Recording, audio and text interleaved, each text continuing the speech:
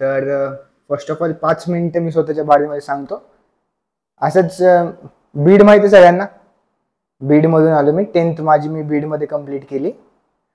Saint and school म्हणून ICSE school होती, तिथं कंप्लीट केली. तिथं मला 91% होते. तोपर्यंत कोचिंग वगैरे काही नव्हतं. नंतर मग कोविड आला आणि आपल्या इथं म्हणजे सगळ्यांना माहिती आहे, सगळ्यांना इंजिनियर आणि डॉक्टरच व्हायचंय. का? कारण रिझन त्याचे वेगळे जातात. ते रिझन ठीक आहे, नंतर काही डिस्कस करू आपण. पण मेनली रिझन पैसा आहे. त्याला जास्त पैसे भेटतात त्या फील्डमध्ये, त्यामुळे सगळे तिकडे अट्रॅक्टेड जास्त आहेत. तर तसंच मला पण इच्छा होती की JEE एक्झाम द्यावं. फक्त माहित होतं की JEE म्हणून एक एक्झाम आहे. तोपर्यंत त्याचा पेपर पॅटर्न कशी असते, कधी असते, किती अटेम्प्ट आहेत, मेन्स क्वालिफाय झालं ॲडव्हान्स असते, याचं काहीच आयडिया नाही. तर एक्झाम हे होते, आयडिया नाही, काही नाही. मग प्रिपरेशन करायचं होतं. तर मग माझा एक मित्र आहे तिथं, आदित्य दामा म्हणून. तर तो हैदराबादला होता, चैतन्यामध्ये. तिथून तो 6 to 10 तिथे त्यांनी त्याचं कॉलेज स्कूलिंग केली होती आणि 11th पण तो तिथेच ऍडमिशन घेणार होता. तर मी माझ्या वडिलांना सांगितलं की चांगलं आहे म्हणून आपण तिथं घेऊया. पण सिरियसनेस नव्हती, बिलकुल नाही सिरियसनेस, 0. तर ते ऍडमिशन घेतलं, पण कोविड होता म्हणून ऑनलाईन स्टार्ट झाला. तो ऑनलाईन स्टार्ट, आता मी तुम्हाला हे जे सांगतोय खरं फॅक्च्युअल, असं काही नाही की मी खोटं बोलणार की माझं सिलेक्शन झालंय, 10-12 तास अभ्यास करत होतो मी. काही खोटं नाही बोलणार, जे होतं ते खरं सांगतो तुम्हाला. तर तिथं चालू झालं 1 वर्ष पूर्ण ऑनलाईन इन द सेन्स रोज 6 तास क्लास असायचे. नंतर online study sessions, self study, की ऑनलाईन टीचर प्रोव्हाइड केले जायचे आणि ते तुम्ही डाऊट विचारू शकतात. ते 8 ते 10 तास चालायचं रोज. पण माझं तिथं इन्व्हॉल्वमेंट 0 होता. मी क्लास नव्हतो करत. क्लासमध्ये अटेंडन्स फक्त मार्क करण्यासाठी साईडला ठेवून द्यायचं ऑन करून.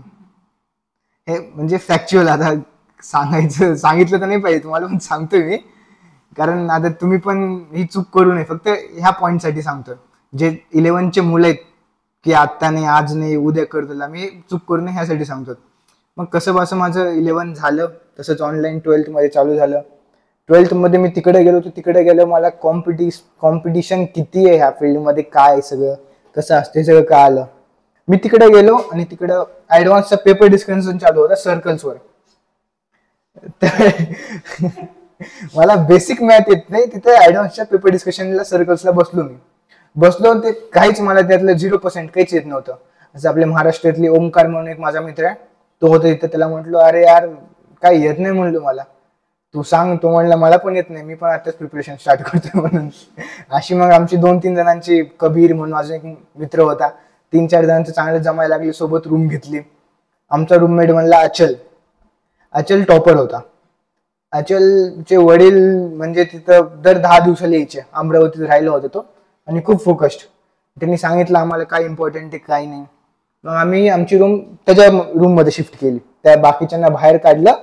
त्याला म्हणलो हा मराठी माणूस आहे, त्याला सांगितलं तू मराठी आहेस, आम्ही मराठी, आपण सोबत राहू, असं तसं सांगितलं. कारण आम्हाला माहित होतं आम्हाला काही होणार आहे ह्याच्यामुळेच. तर आमचे 10 दिवस तर पहिले त्यातच गेले. तोपर्यंत कोनिक स्टार्ट केलं होतं.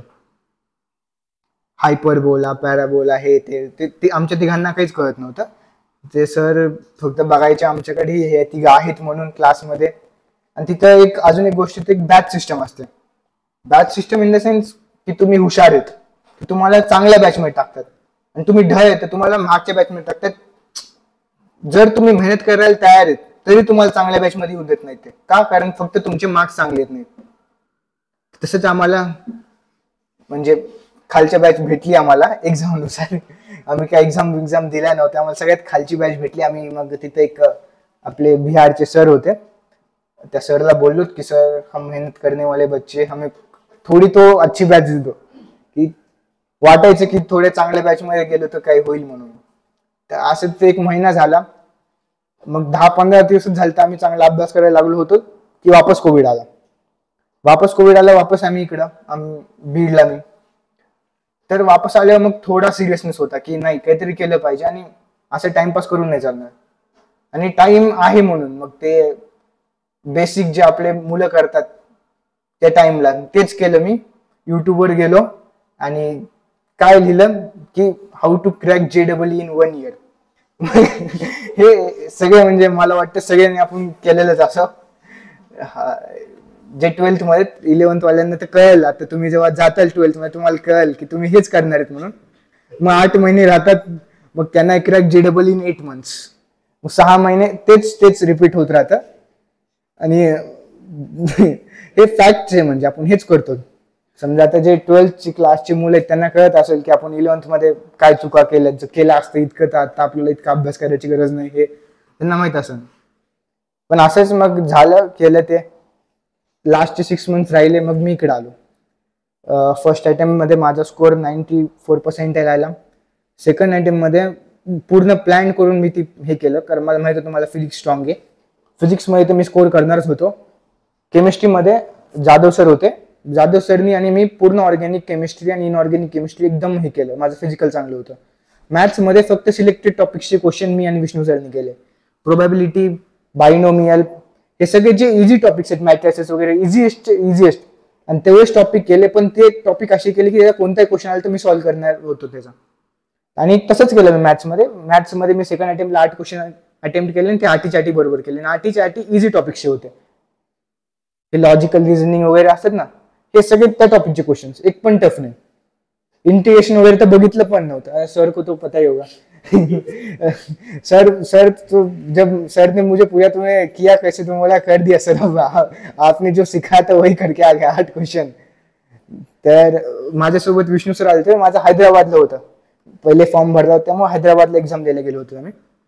तर कोटवे सर, मी, माझे वडील आणि माझा छोटा भाऊ, आम्ही एक्झाम दिली आणि जेवण करायला गेलो. तिथं बिर्याणीच भेटते फक्त, तर ती खायला गेलो होतो आम्ही.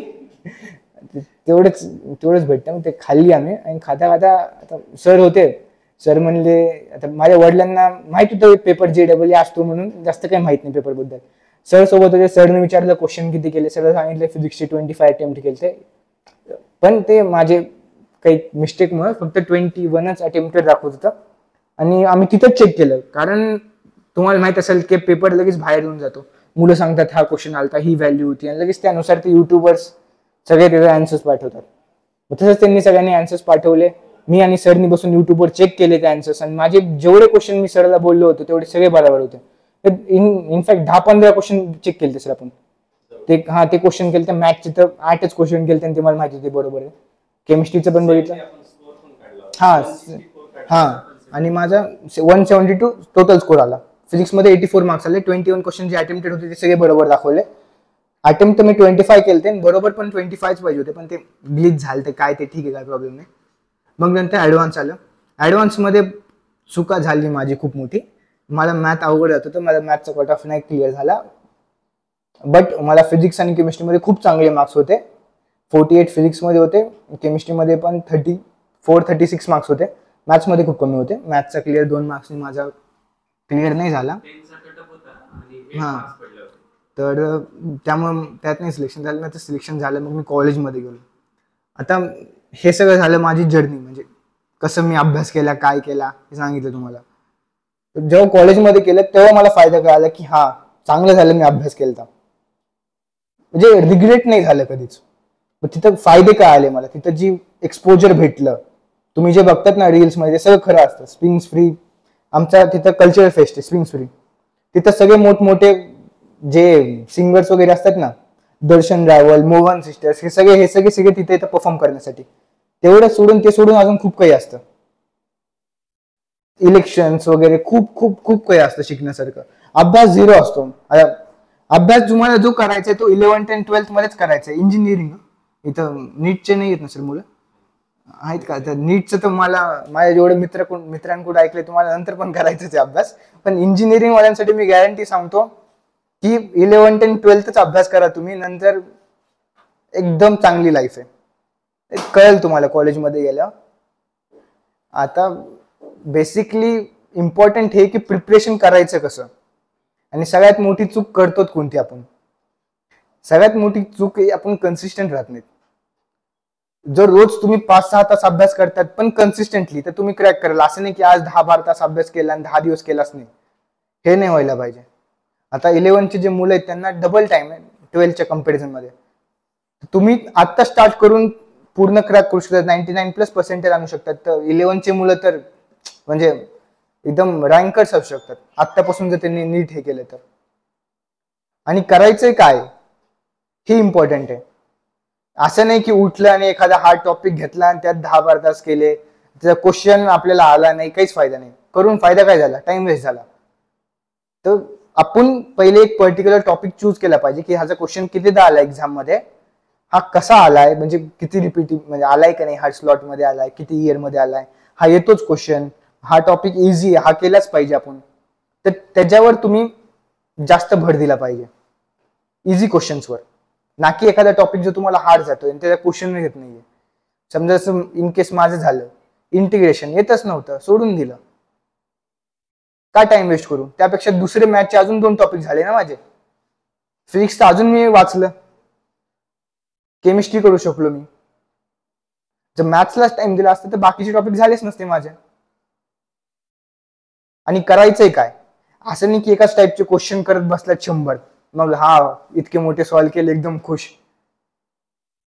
डिफरंट टाईपचे क्वेश्चन करा की हा ह्या टाईपचं केलंय, हा बघूनच समजायला पाहिजे की हा येईल मला, हे असं गिवन आहे, हे येऊन जाईल मला. अजून नवीन टाईपचं सॉल्व्ह करतो की जे थोडं चॅलेंजिंग असेल, डोकं लावायला पाहिजे त्या क्वेश्चन मध्ये. लगेच सोल्युशन नाही बघायचं, थोडं डोकं लावायचं. मग ठीक आहे, बघितलं सोल्युशन नाही चाललं तर, किंवा सरला विचारलं काही प्रॉब्लेम आला, काही आलं. हे तुम्ही रोज केलं पाहिजे, फक्त इतकं इम्पॉर्टंट आहे. आता तुम्ही जेवढं टाइम क्लासमध्ये बसता तेवढं, आता तुम्हाला वाटत असेल की हा मित्राला बोल, ह्याला बोल, त्याला बोल, आम्ही पण तेच करायचो. पण नंतर रिग्रेट फील होतं की नाही, ह्या टाइमला अभ्यास केला पाहिजे होता. जे बाकीचे मुलं करतायत ते मूर्ख थोडी आहेत, ते करतायत ना. आणि सगळे करतायत, सगळे ह्याच्या मागे पळतायत, सगळे IIT NIT